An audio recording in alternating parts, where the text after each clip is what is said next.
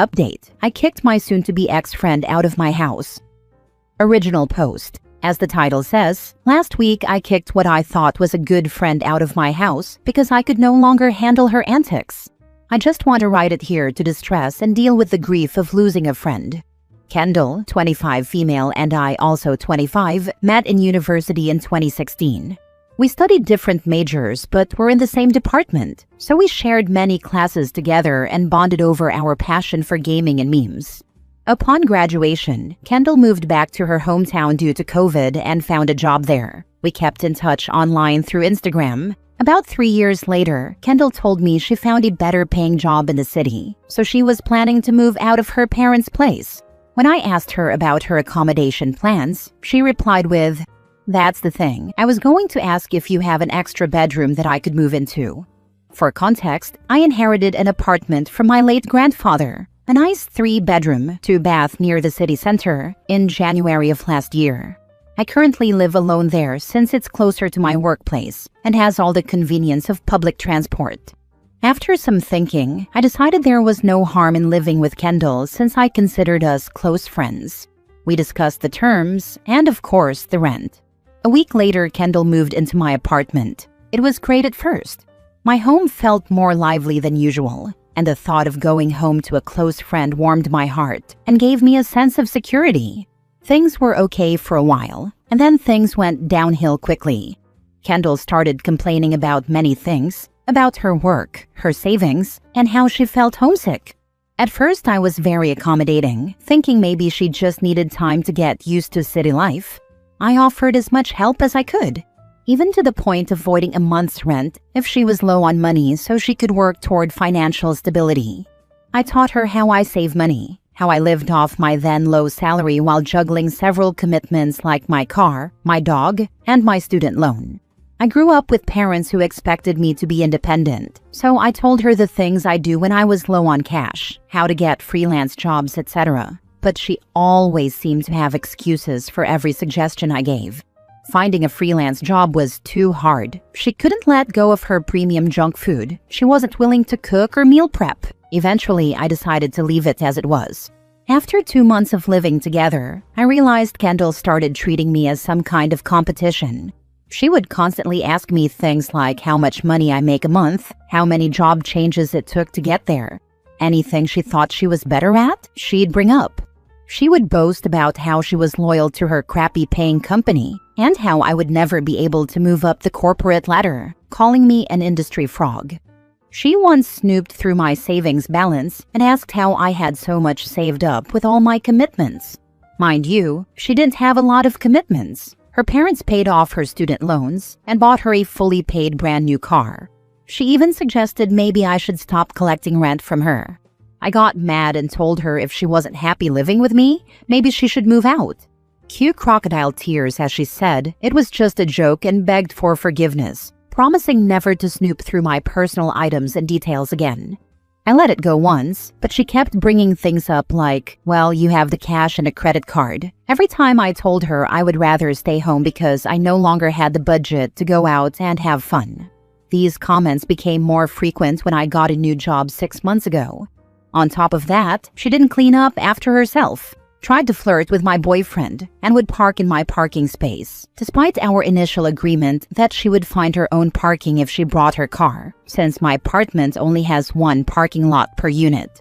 The straw that broke the camel's back was when I caught her kicking my dog in the abdomen when I got home from work.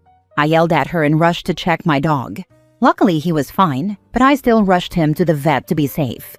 When I got home, she sneered that it was just a dog and said that as a friend, I shouldn't treat her like that. I asked why she had kicked my dog and she didn't answer, just shrugged and tried to escape into her room. At this point, it had been about a year since Kendall moved in with me. I lost my cool and told her off, bringing up her behavior and how I had tried to be nice and accommodating. Then I told her I was giving her a week to move out. And that from then on, I'd prefer we either keep our relationship casual or stop talking entirely. Kendall cried and begged me not to kick her out, but soon it turned into her screaming back at me, calling me a bad friend because apparently, in her words, I didn't tell her off about how badly she was behaving. Like what? There was a lot of back and forth. I don't remember everything I said, but I do remember eventually calling her an entitled brat. She cried again, said it was uncalled for, and stormed off to her room. The next day, I was bombarded with texts from other uni friends, some calling me selfish, others sympathizing with me.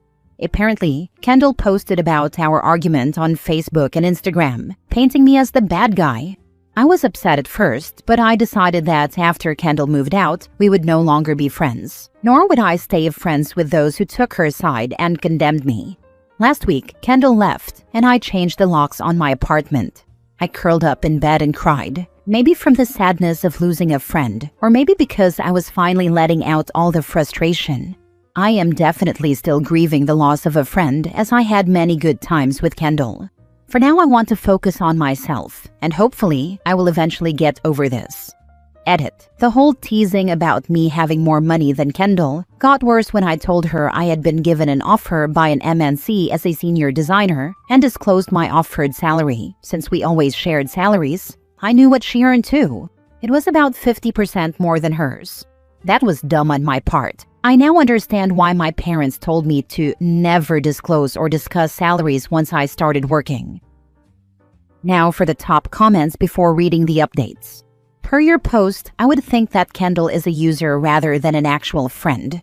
You will need time to heal. I recommend that you seek short-term psychological counseling to help, and maybe find out how to more effectively set and enforce personal boundaries. I'm planning to look into those as well if I could afford them. But for the time being, I'll try to find comfort in spending time with Doggo, my boyfriend, and drowning in my hobbies. She should have been out on her butt as soon as she was caught kicking the dog. The moment I saw that, I felt as if the Holy Trinity left me, and I had never found myself so angry. No one who kicks my dog is welcome in my home for even an hour. Very conveniently, this simple response to her post will show you who in the group you even want to stay friends with. Yup, I'm surprised people still took her side after stating that she kicked my dog, and I guess I just found out the number of friends I didn't need anymore. Now for the first update. Hello everyone, I'm here with some updates about me, my doggo, and my now ex-friend Kendall. Let's start with the update about myself. I've been doing well, and surprisingly, as some of you mentioned previously, I got over the loss of this friendship rather quickly. My boyfriend planned a trip to a pet-friendly beachfront hotel, and I spent a few days with just my boyfriend and doggo. We played in the seawater and I watched my dog play in the sand. Overall, we had a great time, and we even had grilled fish together while watching the sunset. Doggo had a deboned fish fillet. I'm also grateful for my friends who stood by my side regarding this issue. They check in on me from time to time and send me funny content to watch during my free time. Some of them even told me their own stories about Kendall and their discontent with her behavior, which I'll list below. Friend A. Kendall ridiculed Friend A several times because Friend A earned less than Kendall, despite him having worked a year longer than Kendall. Friend B. Kendall trash-talked Friend B's company via Instagram just because Kendall flunked her interview with said company. Friend C. Kendall always demanded Friend C to be her personal driver during our college days. If Friend C refused, Kendall would guilt-trip her. Friend D. Kendall ruined Friend D's assignment by pranking him. She actually formatted his laptop when the project was due in 2 weeks. When confronted, all Kendall said was, "Oopsies." There are many more stories, but these are the more serious ones. Now for the main course. After I kicked Kendall out of my house, one of my uni friends, let's call her Anne, stood by Kendall's version of events and allowed Kendall to move in with her instead. Anne called me out of the blue this afternoon, and her first question was, "How on earth did you manage to put up with Kendall for a year? She's driving me crazy." Long story short, whatever Kendall did when she lived with me, she's now doing to Anne. Snooping through Anne's personal items, leaving dirty laundry around, generally being a pain. Anne told me she's planning to force Kendall out of her house too. I didn't comment much, since Anne was one of the people who called me cruel, but now it's come back to bite her. But wait, there's more. According to Anne, Kendall lost her job because she asked for a 100% salary increase and then assaulted her supervisor when the request was turned down 2 weeks ago. She was immediately escorted out of the office building by security. And just 20 minutes ago, Kendall texted me saying she needed a favor. She wants a job at my workplace. I replied that there aren't any vacancies. To be honest, even if there were, I wouldn't hire her lamau. So yeah, I hope this is the last time I hear from Kendall. I'll only update again if something truly interesting happens involving her. Anne told me she's planning to force Kendall out of her house too. How in the ever-loving world did you not reply? Wouldn't that be cruel though? I went with a sarcastic tone of, "Oh wow, really? What happened?" I can imagine her turning up on your doorstep wanting a place to stay. Do you have a camera doorbell? Just in case. She's going to get desperate for friends and a place to stay now that people are realizing how crazy she is. I've set up a new doorbell cam. I live in an apartment and there are plenty of cameras in the lift and corridor. Plus, I wouldn't be afraid of her showing up since security would call me to verify visitors. A simple no would render her plans useless. How could she think you would do her a favor? Pet Kendall applies to the company and uses OP as a reference anyway. Regarding this, I have no worries about it, since HR has to wait for me to filter through candidates for my department before sending out an email invite for job interviews. I'll make sure to shred Kendall's if I see hers. What about the other departments? She only has skills for my department, sadly. I work in an advertising agency. It's either graphic designer or motion designer. Kendall can't, for the love of God, make good designs. She would only want my department. Even if she tried, I doubt she'd get into my company, since one of the requirements is to be able to converse in basic Japanese, and you are tested during the interview. Plus, you need to show your JLPT certification. Thanks for the advice, guys. But no worries, I doubt Kendall would even pass the first screening. Now for the last update. Hello everyone. It's been about 2 months since I kicked my now ex-friend Kendall out of my home.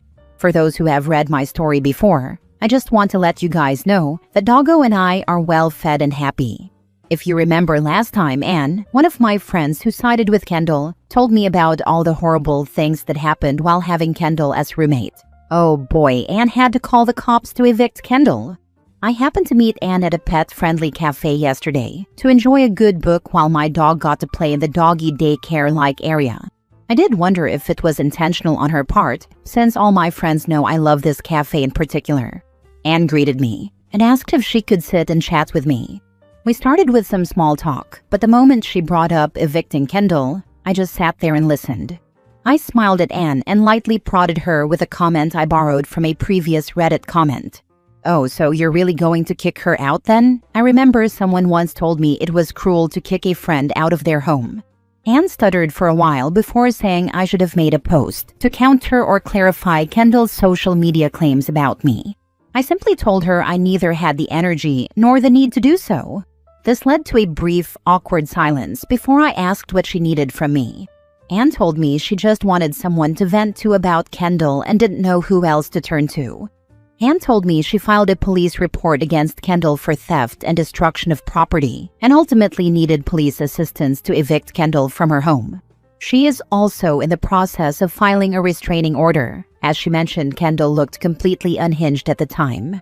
Unlike me, Anne lives in a landed property, so I guess she'd be more worried about Kendall coming back to find her. Kendall apparently stole Anne's debit card and spent a whopping $2,000 in total. Anne only discovered the missing money when she noticed her debit card was gone from her wallet. She checked the bank statements and saw that $2,000 had been spent on clothes, expensive meals, and clubbing. At this point, one might ask, how did Anne know it was Kendall who spent the money? The answer presented itself when Kendall came home screaming at Anne for terminating her debit card. According to Anne, Kendall shouted every insult in the book while flailing her arms around with Anne's debit card in hand, then slammed it on the table before storming off to her room. That was the first time Anne felt afraid of another person, much less a friend. Since then, Kendall made Anne's life hell on earth. Kendall would leech off Anne's groceries, judge her choice of snacks, body shame her, and more. Kendall also attempted to seduce Anne's boyfriend. Once she kissed Anne's boyfriend, let's call him Jason, on the cheek and giggled before running straight to her room during movie night. In another instance, she groped Jason's manhood right in front of Anne, but later claimed she was drunk and thought she had touched a couch pillow. The worst thing Kendall did was throw herself onto Jason, claim she had a fever, and then guide Jason's hand to feel her breast, at which point Anne walked in and saw Jason's hand under Kendall's shirt. These incidents caused strain between the three of them, and Jason felt so uncomfortable that he told Anne he would stop visiting her house unless Kendall moved out. Anne cried when she got to this part. Anne then told Kendall to move out and gave her a week to do so. Kendall cried and ran out of the house, only to come back later in the evening and lock herself in her room. Anne assumed Kendall was packing her things and decided to ignore her for the time being. The next morning, Anne woke up to the sound of grunts and breaking ceramics. She rushed out to her yard to see an unhinged Kendall swinging a rod at everything she could hit: a tree, flower pots, even the grass. Anne immediately locked her doors and called the police, fearing for her safety. The police arrived, handled the situation swiftly, and took Kendall away. There was still a lot of screaming and shouting. Anne said she's not sure if Kendall is still locked up or if anyone has posted bail for her. While I guess it was kind of nice sipping tea about Kendall, the way Anne described Kendall's behavior makes me wonder if she actually needs professional help. I can't help but feel sad for her condition, despite the fact that we have been no contact for 2 months. Last story. Am I the a-hole for not paying for my dad's new wife's kids' college when I promised to cover my siblings? I, 28 female, make good money in tech. A few years ago, I told my 2 younger siblings, 19 male and 17 female, that when the time came, I'd help pay for their college since my dad couldn't. They were thrilled, and I've been saving specifically for them. Recently, my dad remarried a woman, 36 female, who has 2 kids, 16 and 15. Now he's pressuring me to be fair and split my savings 4 ways instead of 2. He says they're family now, and it's selfish to pick favorites. But I never made that promise to them. I don't even know them well, and I worked hard to set aside money for my siblings. My dad called me cold and accused me of punishing his wife's kids just because they're not blood related. My siblings are upset too. They feel like their future is being stolen. My stepmom keeps saying love makes a family, but I don't think it means I should foot the bill. Am I wrong for refusing to split the money? Not the a-hole, but just say, I will match whatever stepmother put into my bio siblings fund, so we can keep everything good and fair. Because if we are doing something for her kids, she needs to do something for my siblings. They won't say much after that. Not the a-hole. You made a promise to your siblings and you are keeping it. These other children have presumably 2 parents who are responsible for their education. Your dad should be thrilled you are helping your own siblings. That's actually his job.